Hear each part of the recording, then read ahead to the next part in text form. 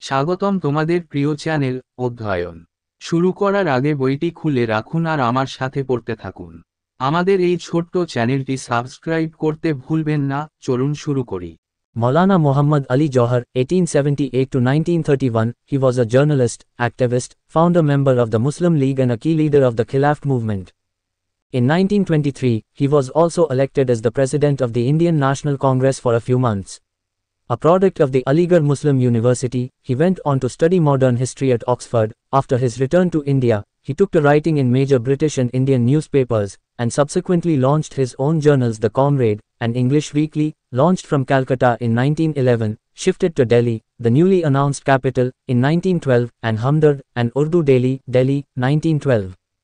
মাওলানা মোহাম্মদ আলী জওহর 1878 থেকে 1931 তিনি একজন সাংবাদিক, কর্মী, মুসলিম লীগের প্রতিষ্ঠাতা সদস্য এবং খেলাফত আন্দোলনের একজন প্রধান নেতা ছিলেন।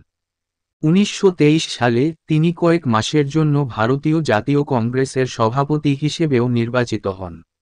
আলিগড় মুসলিম বিশ্ববিদ্যালয়ের একটি পণ্য, তিনি অক্সফোর্ডে আধুনিক ইতিহাস অধ্যয়ন করতে যান। ভারতে ফিরে আসার পর তিনি প্রধান ব্রিটিশ এবং ভারতীয় সংবাদপত্রে লেখালেখি শুরু করেন এবং পরবর্তীকালে তার নিজস্ব জার্নাল দ্য কমরেড, একটি ইংরেজি সাপ্তাহিক, 1911 সালে কলকাতা থেকে চালু হয়। 1912 সালে নতুন ঘোষিত রাজধানী দিল্লিতে স্থানান্তরিত হয় এবং হামদর্দ, একটি উর্দু দৈনিক, দিল্লি, 1912 চালু করেন। In 1919, he took the initiative of bringing together the Muslim nationalist leaders as well as Gandhi, who then enlisted the support of the Congress, in a show of Hindu-Muslim unity against the British government. In 1920, Muhammad Ali along with other Khilafat leaders such as Maulana Azad, Hakim Ajmal Khan and Dr. Ansari founded Lamia Millia Islamia to promote independent education and social regeneration of Muslims. Disappointed with the sudden withdrawal of the non-cooperation movement, he left the Congress party. He later opposed the Nehru Report, 1928, and grew into a Gandhi critic. 1919 সালে তিনি British সরকারের বিরুদ্ধে হিন্দু মুসলিম ঐক্য প্রদর্শনের মুসলিম জাতীয়তাবাদী নেতাদের পাশাপাশি গান্ধী, যিনি তখন কংগ্রেসের সমর্থন তালিকাভুক্ত করেছিলেন, একত্রিত করার উদ্যোগ নেন। 1920 সালে মোহাম্মদ আলী অন্যান্য খিলাফত নেতাদের সাথে যেমন মৌলানা আজাদ, হাকিম আজমল খান এবং ড. আনসারির সাথে মুসলিমদের স্বাধীন শিক্ষা এবং সামাজিক পুনর্জন্মের প্রচারের জন্য লামিয়া মিলিয়া ইসলামিয়া প্রতিষ্ঠা করেন। হঠাৎ অসহযোগ আন্দোলন প্রত্যাহারে হতাশ হয়ে তিনি কংগ্রেস দল ত্যাগ করেন। পরে তিনি নেহেরু রিপোর্টের 1928 বিরোধিতা করেন এবং গান্ধী সমালোচক হয়ে ওঠেন। Hasrat Mohani, 1875 to 1951, Syed Fazl ul Hasan, known by his pen name Hasrat Mohani, was an Indian independence activist and a noted Urdu poet who wrote under the pen name Takhalas.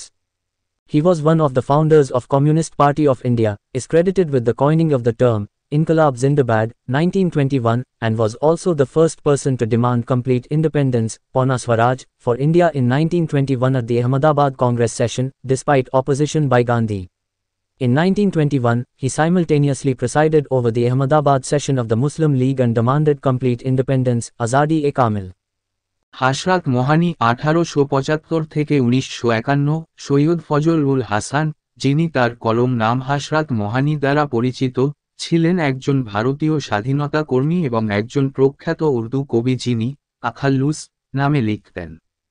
তিনি ভারতের communist পার্টির অন্যতম প্রতিষ্ঠাতা ছিলেন। ইনকিলাব জিন্দাবাদ 1921 শব্দটি তৈরি করার জন্য কৃতিত্ব দেওয়া হয় এবং 1921 সালে আহমেদাবাদ কংগ্রেস অধিবেশনে ভারতের জন্য সম্পূর্ণ স্বাধীনতা, পূর্ণ স্বরাজ দাবি করা প্রথম ব্যক্তি ছিলেন, গান্ধীর বিরোধিতা সত্ত্বেও।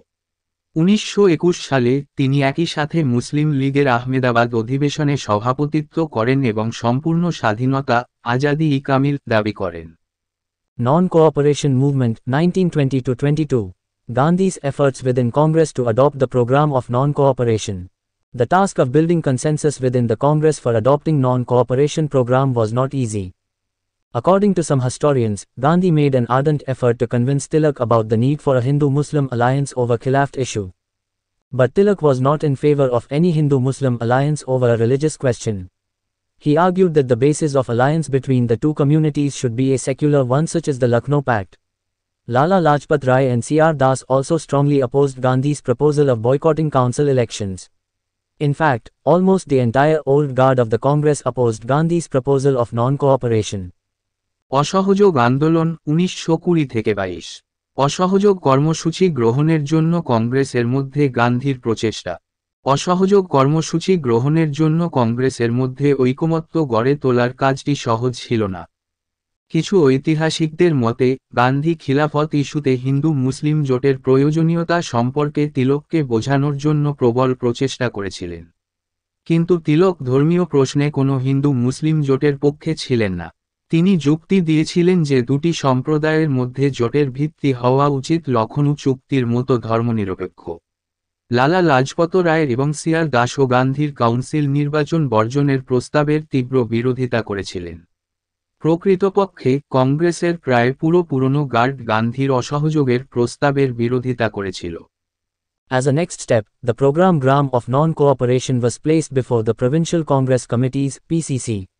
The PCCs of United Province, Bengal, Madras and Bombay were largely unanimous in their view. They approved the principle of non-cooperation but rejected the idea of council boycott. While such was the attitude of traditional bases of Indian politics towards Gandhi's program, the non-traditional areas in Indian politics like Gujarat and Bihar fully backed Gandhi's program. পরবর্তী পদক্ষেপ হিসেবে প্রাদেশিক Congress committee এর সামনে অসহযোগের কর্মসূচি পেশ করা হয়। ইউনাইটেড প্রদেশ, বেঙ্গল, মাদ্রাজ এবং বোম্বাইয়ের পিসিসিগুলি তাদের দৃষ্টিতে অনেকাংশে সর্বসম্মত ছিল যে তারা অসহযোগের নীতি অনুমোদন করেছিল কিন্তু কাউন্সিল বয়কটের ধারণাকে প্রত্যাখ্যান করেছিল। গান্ধীর কর্মসূচির প্রতি ভারতীয় রাজনীতির ঐতিহ্যগত ভিত্তির এমন মনোভাব থাকলেও গুজরাট ও বিহারের মতো ভারতীয় রাজনীতির অপ্রচলিত এলাকাগুলি সম্পূর্ণরূপে গান্ধীর কর্মসূচিকে সমর্থন করেছিল। Launching of the non-cooperation movement, the 1st of August 1920. On the 1st of August 1920, even as the discussions were on way, the non-cooperation movement was formally launched on the expiry of the notice period. That very day, in the early hours, Tilak passed away. "My strongest bulwark is gone," Gandhi had exclaimed on hearing the news.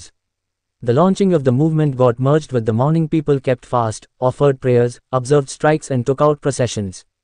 অসহযোগ আন্দোলনের সূচনা 1 August 1920। 1920 সালের 1 August, এমনকি আলোচনা চলাকালীন, নোটিশের মেয়াদ শেষ হওয়ার সাথে সাথে অসহযোগ আন্দোলন আনুষ্ঠানিকভাবে শুরু হয়েছিল। সেই দিনই ভোরবেলা তিলক মারা যান। "আমার সবথেকে শক্তিশালী শক্তি চলে গেছে" খবর শুনে গান্ধী চিৎকার করে বলেছিলেন।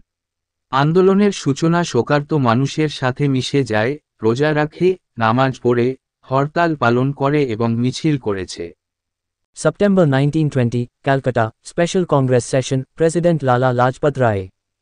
In September 1920 in Calcutta, a special session of All India Congress Committee was called. Congress and Khilaf specials were run to Calcutta from Bombay and Cal Committee was called of delegates and visitors. It was during this session that the Congress accepted non-cooperation as its own. September 1920, Kolkata, বিশেষ কংগ্রেস অধিবেশন, সভাপতি লালা লাজপত রায়। 1920 সালের সেপ্টেম্বরে কলকাতায় সর্বভারতীয় কংগ্রেস কমিটির একটি বিশেষ অধিবেশন ডাকা হয়। বম্বে থেকে কংগ্রেস ও খিলাফত বিশেষ সভা কলকাতায় চালানো হয় এবং ক্যাল কমিটি ডেলিগেট ও দর্শনার্থীদের ডেকে আনা হয়। এই অধিবেশনের সময়ই কংগ্রেস অসহযোগকে নিজের বলে মেনে নেয়। The session was presided over by Lala Lajpat Rai and it was also in the air that there will be strong opposition to Gandhi's program. On the contrary, Gandhi's proposals were passed by the Congress by a majority of 1,000 votes. This success of Gandhi is mainly attributed to the support of the Muslims and the business class. অধিবেশন লালা লাজপত রায়ের সভাপতিত্বে ছিল এবং এটি বাতাসে ছিল যে গান্ধীর কর্মসূচির তীব্র বিরোধিতা করা হবে। বিপরীতে, গান্ধীর প্রস্তাবগুলি কংগ্রেস 1000 ভোটের সংখ্যাগরিষ্ঠতায় পাস করেছিল। গান্ধীর এই সাফল্যের কৃতিত্ব প্রধানত মুসলমানদের সমর্থন এবং ব্যবসায়ী শ্রেণীর। Supporters of Gandhi included Motilal Nehru, Jitendralal Banerjee, Saifuddin Kichlu, Shaukat Ali, Dr. Ansari and Yaqub Hasan. Opponents of Gandhi included C.R. Das, Pat. Madan Mohan Malviya and Annie Besant. গান্ধীর সমর্থকদের মধ্যে ছিলেন মতিলাল নেহেরু, জিতেন্দ্রলাল ব্যানার্জি, সাইফুদ্দিন কিচলু, শওকত আলী, ডক্টর আনসারি এবং ইয়াকুব হাসান। গান্ধীর বিরোধীদের অন্তর্ভুক্ত C.R. Das, পণ্ডিত মদন মোহন মালব্য এবং Annie Besant. The Calcutta Congress approved a program of boycott of titles conferred by the British, boycott of foreign goods, schools, courts and councils, encourage khadi, national schools and arbitration courts. Kolkata Congress একটি programme অনুমোদন করে ব্রিটিশদের দেওয়া উপাধি বর্জন, বিদেশি পণ্য, school, আদালত এবং কাউন্সিল বর্জন, খাদি, জাতীয় বিদ্যালয় এবং সালিসি আদালতকে উৎসাহিত করুন। The Congress also approved Gandhi's program till the Punjab and Khilafat wrongs were undone and Swaraj granted. The decision was to be finalized in the annual session to be held in December 1920. Punjab এবং খিলাফত ভুলগুলি বাতিল না হওয়া পর্যন্ত এবং স্বরাজ মঞ্জুর না হওয়া পর্যন্ত কংগ্রেস গান্ধীর কর্মসূচিকেও অনুমোদন করেছিল। 1920 সালের ডিসেম্বরে অনুষ্ঠিতব্য বার্ষিক অধিবেশনে সিদ্ধান্ত চূড়ান্ত হওয়ার কথা ছিল। In the meantime, in November 1920, the council elections were held as per the Government of India Act 1919. Gandhi's program of council boycott saw a massive response and the elections were boycotted by all the Congress candidates. Even those who disagreed with the council boycott accepted the party discipline and withdrew. The voters too largely stayed away. ইতিমধ্যে 1920 সালের নভেম্বরে ভারত সরকারের আইন 1919 অনুযায়ী council নির্বাচন অনুষ্ঠিত হয়। গান্ধীর কাউন্সিল বর্জনের কর্মসূচি ব্যাপক সাড়া ফেলে এবং সমস্ত কংগ্রেস প্রার্থীরা নির্বাচন বয়কট করে। এমনকি যারা কাউন্সিল বর্জনে দ্বিমত পোষণ করেন তারা দলীয় শৃঙ্খলা মেনে প্রত্যাহার করে নেন। ভোটাররাও অনেকটাই দূরে ছিলেন। The 20th of December 1920, Nagpur Congress session, President C.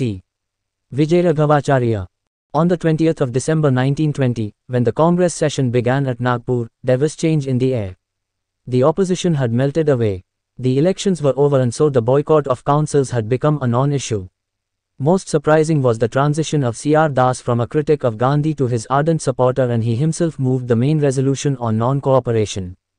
20 December 1920, Nagpur Congress অধিবেশন, সভাপতি সি. বিজয়রাঘবাচারিয়ার। 1920 সালের 20 ডিসেম্বর নাগপুরে কংগ্রেসের অধিবেশন শুরু হলে বাতাসে পরিবর্তন আসে।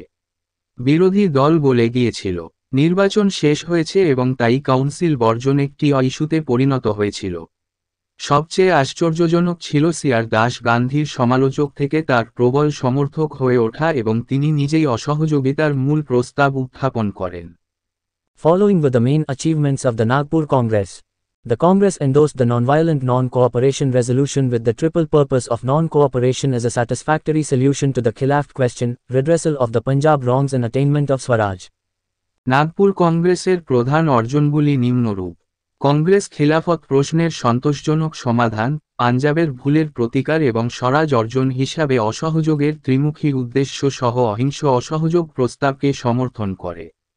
Detailed aspects of the program of non-cooperation were suggested which were to be put into force at a time decided by the Congress, refer to the program of non-cooperation movement. অসহযোগ কর্মসূচির বিশদ দিকগুলি প্রস্তাব করা হয়েছিল যেগুলি কংগ্রেস দ্বারা নির্ধারিত সময়ে কার্যকর করা হবে। অসহযোগ আন্দোলনের কর্মসূচি পড়ুন। To enable Congress to fulfill this new commitment, important changes were introduced in its aim and organizational structure. A new constitution of the Congress Party, handiwork of Gandhi himself, was adopted and the party was reorganized on modern, democratic lines. This was the first major effort in transforming the Congress into a real mass-based political party, and the changes included the following. কংগ্রেসকে এই নতুন প্রতিশ্রুতি পূরণ করতে সক্ষম করার জন্য এর লক্ষ্য এবং সাংগঠনিক কাঠামোতে গুরুত্বপূর্ণ পরিবর্তন আনা হয়েছিল। কংগ্রেস পার্টির একটি নতুন সংবিধান, স্বয়ং গান্ধীর হাতের কাজ, গৃহীত হয়েছিল এবং পার্টিকে আধুনিক, গণতান্ত্রিক লাইনে পুনর্গঠিত করা হয়েছিল। কংগ্রেসকে একটি প্রকৃত গণভিত্তিক রাজনৈতিক দলে রূপান্তরিত করার জন্য এটিই প্রথম বড় প্রচেষ্টা এবং পরিবর্তনগুলির মধ্যে নিম্নলিখিতগুলি অন্তর্ভুক্ত ছিল: Formation of Congress committees starting from Mohalla and village level up to provincial level. Formation of an All India Committee of 350 members at the apex level. Formation of a working committee of 15 members to act as chief executive. This proposal was first made by Tilak in 1916, but was turned down by the moderates. This body would enable the Congress to work round the year and carry out sustained agitations. Formation of provincial Congress committees on linguistic basis to enable mass contact. The Congress was to use Hindi as far as possible. Opening of Congress membership to all men and women of age 21 years and above on payment of a reduced fee of 4 annas, 25 paise, as annual subscription to enable the poor to become members. মহল্লা ও গ্রাম পর্যায় থেকে শুরু করে প্রাদেশিক স্তর পর্যন্ত Congress committee গঠন। সর্বোচ্চ স্তরে 350 সদস্যের একটি সর্বভারতীয় কমিটি গঠন। প্রধান নির্বাহী হিসাবে কাজ করার জন্য 15 সদস্যের একটি ওয়ার্কিং কমিটি গঠন। এই প্রস্তাবটি প্রথম 1916 সালে তিলক করেছিলেন, কিন্তু মডারেটরা তা প্রত্যাখ্যান করেছিলেন। এই সংস্থাটি কংগ্রেসকে সারা বছর কাজ করতে এবং টেকসই আন্দোলন করতে সক্ষম করবে। গণসংযোগ সক্ষম করার জন্য ভাষাগত ভিত্তিতে প্রাদেশিক কংগ্রেস কমিটি গঠন। কংগ্রেসকে যথাসম্ভব হিন্দি ব্যবহার করতে হবে। দরিদ্রদের সদস্য হতে সক্ষম করার জন্য বার্ষিক সাবস্ক্রিপশন হিসাবে 4 আনা 25 পয়সা কম ফি প্রদানের মাধ্যমে 21 বছর বা তার বেশি বয়সের সকল পুরুষ ও মহিলাদের জন্য কংগ্রেস সদস্যপদ খোলা। The goal of the Congress was changed from attainment of self-government by constitutional and legal means to attainment of Swaraj by peaceful and legitimate means. The Congress aim of Swaraj was reaffirmed, but now it was explained to mean self-government within the empire if possible and outside if necessary. Resolutions about Hindu-Muslim unity, the removal of untouchability and promotion of Khadi too were passed in this Congress. কংগ্রেসের লক্ষ্য সাংবিধানিক ও আইনি উপায়ে স্বশাসন অর্জন থেকে শান্তিপূর্ণ ও বৈধ উপায়ে স্বরাজ অর্জন থেকে পরিবর্তিত হয়। কংগ্রেসের স্বরাজের লক্ষ্য পুনঃনিশ্চিত করা হয়েছিল, কিন্তু এখন এর অর্থ ব্যাখ্যা করা হয়েছে সম্ভব হলে সাম্রাজ্যের মধ্যে স্বশাসন এবং প্রয়োজনে বাইরে। এই কংগ্রেসে হিন্দু মুসলিম ঐক্য, অস্পৃশ্যতা দূরীকরণ এবং খাদির প্রচারের প্রস্তাবও পাস হয়। It is noteworthy that henceforth, the Congress began to transform in both body and mind as reflected in its social base and policies. The Nagpur session committed the Congress to program of extra-constitutional mass action. Gandhi, with his charismatic personality and novel methods, emerged as the new leader of the Congress party. He gave the slogan, Swaraj in 1 year, assuring that, if the program of non-cooperation was fully implemented, Swaraj shall be attained within a year. এটি লক্ষণীয় যে অতঃপর কংগ্রেস তার সামাজিক ভিত্তি এবং নীতিতে প্রতিফলিত হিসাবে শরীর ও মন উভয় ক্ষেত্রেই রূপান্তরিত হতে শুরু করে। নাগপুর অধিবেশন কংগ্রেসকে সংবিধান বহির্ভূত গণ অ্যাকশন কর্মসূচির প্রতিশ্রুতিবদ্ধ করেছিল। গান্ধী তার ক্যারিশম্যাটিক ব্যক্তিত্ব এবং অভিনব পদ্ধতির সাথে কংগ্রেস দলের নতুন নেতা হিসাবে আবির্ভূত হন। তিনি 1 বছরে স্বরাজ স্লোগান দিয়েছিলেন যে অসহযোগের কর্মসূচি পুরোপুরি বাস্তবায়িত হলে 1 বছরের মধ্যে স্বরাজ অর্জিত হবে। এখানেই এই ভিডিওটি শেষ করলাম। পরবর্তী ভিডিওতে আমরা বাকিটা পড়ব।